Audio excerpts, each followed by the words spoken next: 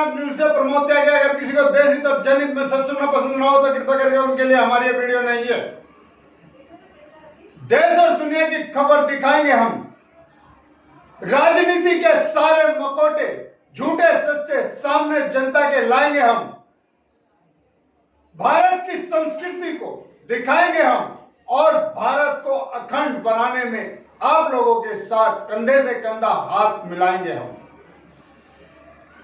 वसई में हुआ एक बड़ा हादसा, ओझा जी के परिवार पर शांति प्रिय समुदाय ने किया हमला। यह घटना कल भी हुई थी और यह घटना आज बड़े ही उस पुलिस प्रशासन के सामने हुई और पत्थर बजाए गए। पुलिस प्रशासन कहता है कि आप अपनी खिड़की दरवाजे बंद कर लो। पुलिस कमिश्नर सदानंद दाते जी क्या इसके ऊपर कोई कार्रवाई करेंगे या हाथ पे हाथ धरकर इसी तरह से हिंदुओं को के ऊपर अत्याचार करवाते रहेंगे?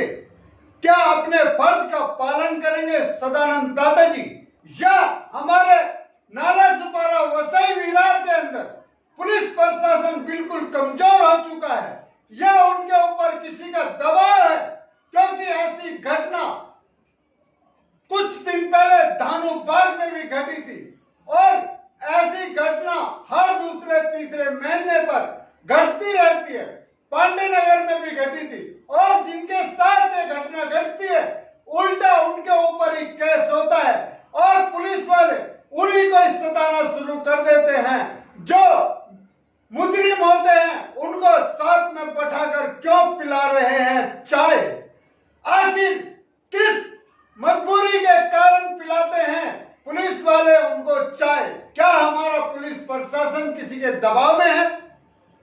क्या हमारा पुलिस प्रशासन कहीं किसी कॉन्ट्रैक्ट में बंधा हुआ है या हमारा पुलिस प्रशासन ऊपर के किसी दबाव में है या हमारी सरकार जबरदस्ती हमारे पुलिस प्रशासन के ऊपर यह दबाव डालती है कि एक समुदाय की इतनी छूट दो कि वो कुछ भी करे तो उसके ऊपर कोई एक्शन नहीं होना चाहिए। देखिए किस तरह से हुआ वारदात और किस तरह से आपके सामने हम दिखा रहे हैं। देखिए कल जो हुआ था वो तो हुआ था, हम लोग आए थे ओझा जी से मिलने। कल घटना जो हुआ था बहुत निंदनीय है और ओझा जी के घर के, जहाँ तक जब से मैं जानता हूँ ओझा सर यहीं रहते हैं और तकरीबन 30 से 40 साल से यहीं रहते हैं और ये इनके पड़ोसी हैं। तो आज जो घटना हुई है हमारे मौजूदगी में हुई है कि वो प्रशासन के मौजूदगी में और वो हमारे ऊपर पत्थर फेंक रहे हैं, गाली गलौज दे रहे हैं, एकदम हीनस गाली दे रहे हैं और प्रशासन उनको चुप कराने के बजाय हमको खिड़की दरवाजा बंद करवा रही है। बोल रही कि आप लोग खिड़की, यहाँ काफ़ी पर्सन है और जिसमें सबको सफोकेशन हो रहा है रिक्वेस्ट करने के बावजूद भी। और मैं सही बताऊं ऐसा घटना मैं आज तक देखा नहीं था। इस घटना से भी बहुत तकलीफ हुआ कि ये हिंदुस्तान है कि क्या है।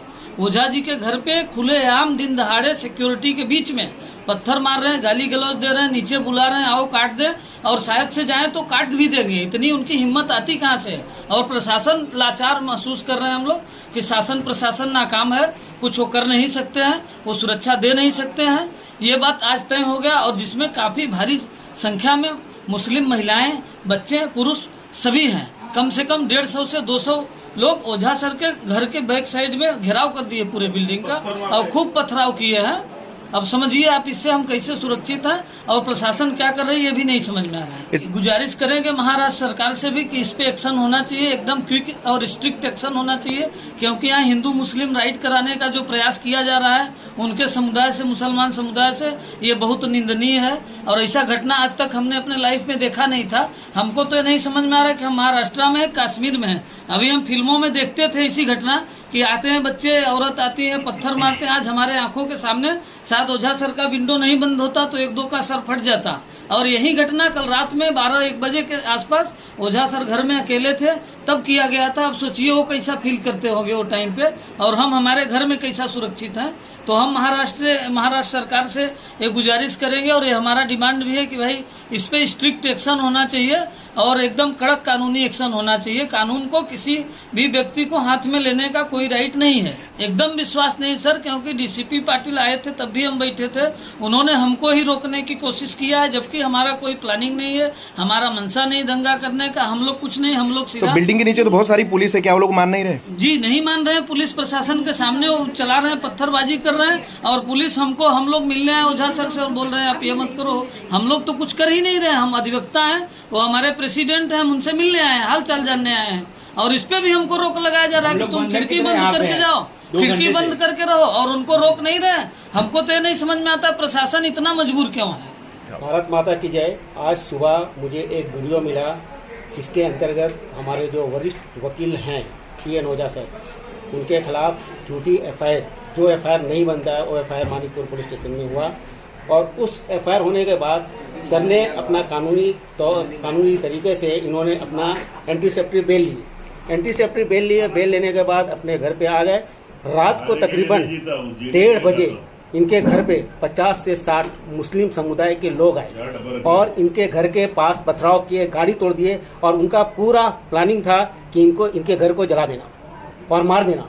इस तरह से इतने लोग आए जो कि प्रशासन को पता है, और सारे जितने भी लोग आए थे वो सब वसई का पुलिस स्टेशन है वहाँ पे मौजूद थे, और सबका स्टेटमेंट मिल गया। तो मुझे यही कहना है प्रशासन से, जब कानून अपनी कार्रवाई कर रही है तो ये जो 200 से 300 लोग आए उन सब के ऊपर FIR दाखिल होना चाहिए और उनको जल्द से जल्द अरेस्ट करना चाहिए। बस यही हमारा प्रशासन से विनती है। बहुत ही खतरनाक घटना है।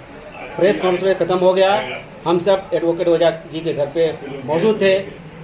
उतना में ही कुछ लोग बाहर से ओझा सर के घर पे पथराव किए, पता नहीं किस चीज को लेकर के, वो कुछ पता नहीं है, लेकिन अचानक पथराव किए। और यहाँ पे जितनी भी महिलाएं बैठी हुई थी ओझा जी के घर पे, एडवोकेट काफी महिलाएं बैठे हुए थे, वो सब डर से सहमे हुए थे और वो नीचे नहीं उतर सकते थे। जब पुलिस आई तो पुलिस क्या बोल रही है कि आप अपना घर का खिड़की दरवाजा बंद रखिए।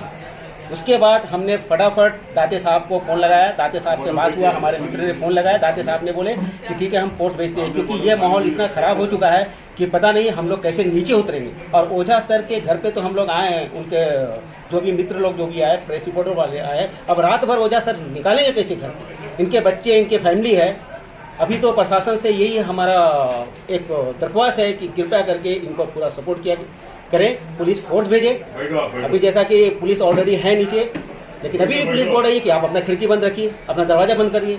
यहाँ घर में सफोकेशन हो रहा है, गर्मी का दिन है और हम सब खिड़की दरवाजे बंद करके बैठे हुए हैं।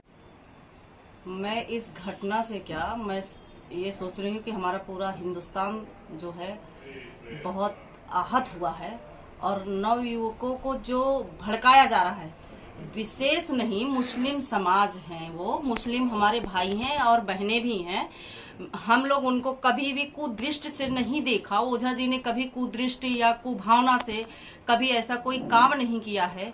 आज तक कभी ये घटना उनके साथ कोई भी एक मुस्लिम भाई कोई भी बता दे कि मेरे साथ ऐसा कोई घटना किया है या कोई ऐसा बर्ताव किया है जो उनको बुरा लगे, तो हम मानते हैं कि ऐसा हो सकता है। लेकिन आज तक 40 वर्ष से रहते हुए, वो प्रैक्टिस करते हुए, समाज सेवा करते हुए, हमारे ऑफिस में चाहे हिंदू आए मुस्लिम आए, कोई भी पीड़ित आता है केस लेके, विशेषकर ज्यादा मुस्लिम ही आते हैं जी। अगर ऐसा होता तो मुस्लिम क्यों आती है हमारे पास जी? मुस्लिम महिलाएं भी आती हैं। ये डॉक्टर शेख साहब हैं जी, और खालिद जी हैं जी। ये कौन लोग हैं? इमरान ब्लू, जिसको उर्फ ब्लू कहते हैं जी, ये लोग हैं इसके पीछे। जो हमारी बड़ी प्यारी बहनाएं हैं, उनको उनके दिमाग से ये लोग खेल रहे हैं। क्या लाभ मिलेगा उनको इसका? राजनीतिक लाभ मिलेगा। उनको कारपोरेटर का चुनाव लड़ना है। मैंने कभी देखा नहीं, लेकिन FIR में नाम पढ़ा है उनका, कलम खान। जी जी जी। तो ये लोग उकसा रहे हैं, आपका कहना है? कहना नहीं है, ये तो प्रत्यक्षदर्शी हूँ मैं उसकी। अच्छा, मेरा कहना नहीं है, ये प्रत्यक्षदर्शी हूँ कि पुलिस प्रशासन के रहते हुए उन्होंने पत्थरबाजी दिन में किया, गाली दिया, तो क्या उनके ऊपर एक्शन नहीं होना चाहिए? प्रशासन तो इतना लचीला है कि जैसे लगता है कि अभी वो वर्ड नहीं है मेरे पास कहने के लिए कि हमारे वसई में कोई ही प्रशासन नाम की चीज नहीं है। हो रही है सरकार है, वो शिवसेना की सरकार है और गठबंधन की सरकार है, वो तो आप जानते ही हैं जी। तो वो क्यों कार्रवाई करेगी? जैसे प्रेस कॉन्फ्रेंस खत्म हो गई, उसके बाद हमने देखा कि नीचे ओझा जी की बिल्डिंग के नीचे करीब 150 लोगों का मॉब वापस से इकट्ठा हो गया है, जिसमें औरतें भी हैं और भारी संख्या में, और पत्थरबाजी हो रही है, ऊपर देख के गाली गलौज हो रहा है औरतें। और हमने ताज्जुब ये हो रहा है तो पुलिस क्या कर रही थी? हाँ, वही मैं बता रही हूँ आपको कि पुलिस वाले उनकी तरफ जाके उनको चुटकार जैसे रहे कि अरे अरे आप जरा। कौन लोग हैं ये लोग? वही तो लोग हैं ये जिन्होंने रात को अटैक किया था ओझा जी के घर पे।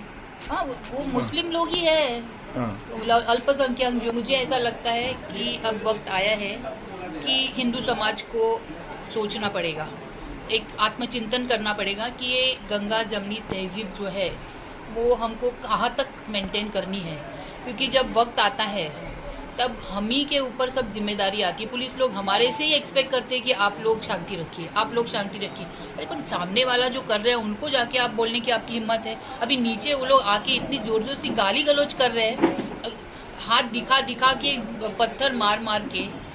अगर गलती से खिड़की अगर खुली रहती, जाली नहीं रहती, तो किसी का भी सर फूट ये सब सकता पुलिस था। की मौजूदगी में? हाँ, पुलिस की मौजूदगी में। नीचे पुलिस खड़ी है, आप देख सकते हैं, आप भी अभी भी फोटो निकाल सकते हैं। तो ऐसे में हम, मेरा ये कहना है कि अभी हिंदू समाज को अभी एकत्रित होना चाहिए, क्योंकि अभी उनकी जो सुरक्षा है वो उनके हाथ में है। कोई पुलिस वाला हमको मदद करने नहीं आएगा, कोई प्रशासन हमको मदद करने नहीं आएगा। तो हमको हमारी किस तरह से हमारी सुरक्षा करनी है ये हमको डिसाइड करना चाहिए, और उसके लिए हमको एक संगठन बना के हमको हमारी सुरक्षा करने के लिए अभी तैयारी करनी चाहिए। यहाँ के प्रकरण देख के ऐसा लग रहा है कि आज जिंदगी में हम लोग हिंदुस्तान में जीने के लिए नहीं, आज का दिन ऐसा लग रहा है कि मैं अपने आप को मृतक घोषित कर दूं। जैसा ओझा जी के घर पे अभी हम लोग आए हैं, हमारे बहुत से मित्र लोग आए हैं, इनका कल का घटना आपको प्रेस कॉन्फ्रेंस बताया गया है। इसके लिए यहाँ पे हम लोग आए थे, 4 बजे प्रेस कॉन्फ्रेंस इन्होंने रखा था। इनके साथ में क्या हुआ था कल रात को? कल रात को इनके साथ में इनके घर पे 200 से 300 लोग आए थे जो कि मुसलमान संप्रदाय से हैं। उन्होंने इनके ऊपर जानलेवा हमला किया, इनकी गाड़ी को तोड़ा और तमाम तरीके का उन्होंने वारदात किया है। और अभी शाम को 4 बजे यहाँ पे हमारे प्रशासन जो है वसई तालुका के ऑलरेडी सब लोग यहाँ पे उपस्थित हैं। उनके प्रत्यक्ष में वो लोग 200 तो 300 औरत, बच्चे और पुरुष भी साथ में हमला कर रहे हैं, पत्थर मार रहे हैं। और हम लोग 10-20 लोग आए हैं, पत्रकार भाई भी यहाँ पे हैं और कुछ पुलिस कर्मचारी भी हैं। हम लोग बंधक की तरह यहाँ पे 2 घंटे से कुछ खाए पिए नहीं है, नीचे जा नहीं सकते हैं, हमको रोका जा रहा है, हमारे ऊपर बहुत तरीके का हमला हो रहा है। और हम लोग तो कैसे भी चले जाएंगे प्रशासन के साथ में। ओझा जी जो यहाँ पे रहते हैं उनके ऊपर उनको कब तक संरक्षण मिलेगा? कौन गारंटी देगा कि ये सही सलामत यहाँ पे रहेंगे? आज हमारे उपस्थिति में 50 लोग की उपस्थिति में उनके साथ में घटना हो रही है, उनके जान के ऊपर, हमारे जान के ऊपर हमला हो रही है। तो हम अभी ये महाराष्ट्र सरकार से निवेदन करते हैं कि किसी भी तरह इस मामले को रफा दफा करें और कड़ी से कड़ी कार्रवाई करें। सर, हम लोग अभी किताबों में और सुनते आए हैं, फिल्मों में देखते आए हैं कि मुसलमान इस तरीके से व्यवहार करते हैं। आज मैंने अपने 32 साल की उम्र में आंखों देखी बता रहा हूँ आपको कि ऐसा दर्दनाक अभी तक मैंने नहीं देखा कि कोई किसी को कभी कोई भी वो लोग प्लानिंग के साथ कुछ भी कर सकते हैं, जान भी मार सकते हैं। और पुलिस प्रशासन का कोई कार्रवाई नहीं हुआ उनके खिलाफ। उनके सामने गाली दे रहे हैं, उनके कॉलर पे हाथ लगा रहे हैं, प्रशासन को धक्का दे रहे हैं, उनकी कुर्सी नीचे जो उनके बैठने के लिए कुर्सी तोड़ रहे हैं, गेट तोड़ रहे हैं। तो मैं प्रशासन से संतुष्ट नहीं हूँ। मैं अपील करता हूँ महाराष्ट्र की सरकार से कि कड़ी से कड़ी उनके लिए कार्रवाई किया जाए और ओझा साहब को और भी बंदोबस्त के साथ में यहाँ पे सुरक्षित रखा जाए। हमको और प्रोटेक्शन मिलना चाहिए। ओझा जी के ऊपर ऐसा एक केस दर्ज हो रहा है, FIR कर रहे हैं कि उन्होंने कोई एक मैसेज फॉरवर्ड किया। जिसने मैसेज दर्ज कर रहा है केस, क्या उसको ओझा जी ने मैसेज फॉरवर्ड किया था क्या? तो मेरे ख्याल से नहीं है। उन्होंने अपने लॉयर्स के ग्रुप में वो मैसेज डाला था, तो उधर से जिसने उसको मैसेज फॉरवर्ड किया वो गुनहगार है। ओझा जी कैसे गुनहगार हो सकते हैं? अगर उसमें आप ओझा जी को गुनहगार पर समझ रहे हैं तो ओझा जी को जिसने भी भेजा तो वो भी उन्होंने ऑब्वियसली फॉरवर्ड किया सामने, तो वो भी गुनहगार नहीं हो सकते। तो इसके लिए ये केस ही गलत ढंग से हो रहा है, ऐसा मुझे लगता है। सभी समाज कोई भी हो, लेकिन इस तरह से किसी के घर में रात को 1-1:30 बजे आना, उनकी गाड़ी के नुकसान पहुंचाना, अगर कुछ हो सकता था उनके घर के अंदर जाके उनको या उनके परिवार को अगर कुछ नुकसान पहुंचा था तो फिर क्या होता था? वो कोई पर्टिकुलर समाज है इसलिए मैं नहीं बोल रहा हूँ, लेकिन इस तरह की घटना कभी भी जायज नहीं है। इसके ऊपर कठोर से कठोर कार्रवाई होनी चाहिए और कोई भी समाज इस तरह से किसी के घर में घुसना बिल्कुल नामंजूर है। सूत्रों के द्वारा व्हाट्सएप पे हमें वीडियो मिला है, जिसके कारण हमने तुरंत ही व्हाट्सएप पे उसको कॉल करके पता किया, तो सामने वाले ने बताया मैटर और हमने उसको आपके सामने प्रस्तुत किया। अब जनता को सोचना चाहिए कि वसई विरार नाला सुपारा में कितना डेंजर हो गया है रहना। क्या सदानंद दाता जी इसके ऊपर कोई सीरियस कार्रवाई करेंगे या हाथ पे हाथ धरकर बैठे रहेंगे? इसी के साथ देश की सच्चाई के लिए, देश के लिए जीना, देश के लिए मरना। अगर आपको हमारी ये वीडियो अच्छी लगी हो तो लाइक करें, शेयर करें, कमेंट करें, सब्सक्राइब करें और बेल आइकन जरूर दबाएं। आप हमें अपने सुझाव को Instagram, Telegram, Facebook, YouTube, Twitter और व्हाट्सएप पर भी दे सकते हैं। हम आपके सुझावों का पालन करेंगे। वंदे मातरम, जय हिंद। मैं तो एक बात बोल